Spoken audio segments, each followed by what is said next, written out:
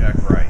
If you're watching this, you're probably on my website, salamanderseaplane.com. This is my original design 5-place amphibious seaplane, and this video is to demonstrate the dual electrical system.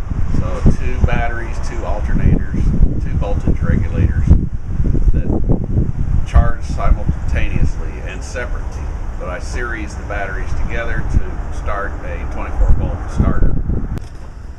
This is a certified aircraft engine, Continental TSI 0520-P. I removed the mechanical fuel injection system. I was not able to adjust it correctly and installed an electronic aftermarket fuel injection system from Simple Digital Systems, SDS EFI, electronic fuel injection. It has a computer brain and it instructs the injectors, which are inserted into aluminum bosses and welded onto the intake elbows to inject.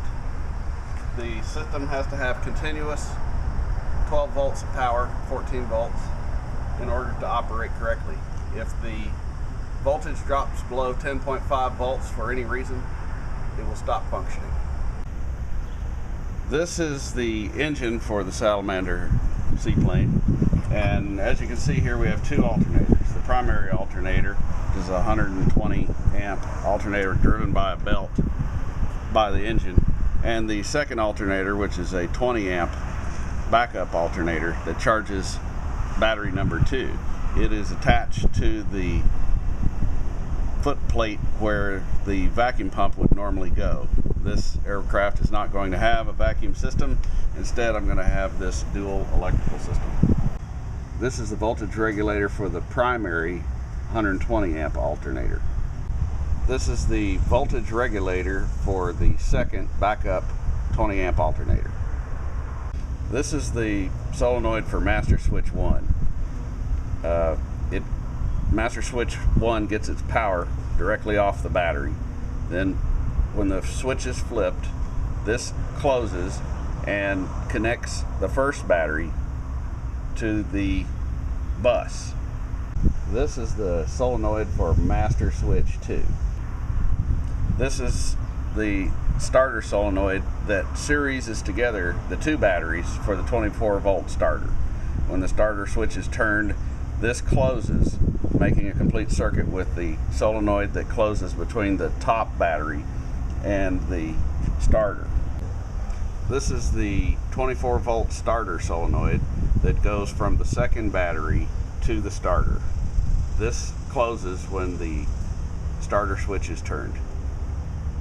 These 2 smaller, faster, normally closed, that's the way they're set up here, Bosch relays, both open when the starter switch is turned. Therefore, the electrical system never sees 24 volts, or what is normally the ground does not connect the negative pole of the battery, which when the starter is activated, this second battery negative pole becomes 12 volts. So you wouldn't want to have that connected to the ground. Therefore, when you hit the starter, these open, separating the second battery from any possible connection to the bus or electrical system. The startup sequence begins with turning master switch 1 on. The engine monitor then comes on and goes through the test cycle. So stepping to the right, position number 7 is fuel pressure. So if I turn on fuel pump 1, you can see the pressure rises. I have a fuel pump in the fuel, submerged in the fuel. Then a second high pressure fuel pump pumps the fuel through the fuel rails and returns to the fuel tank. Master switch 1.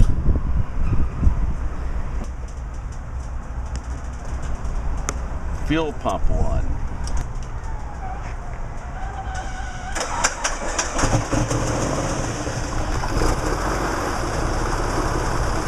Master 1.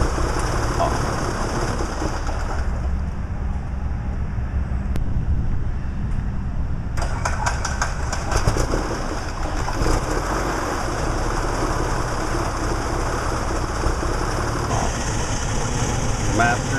too.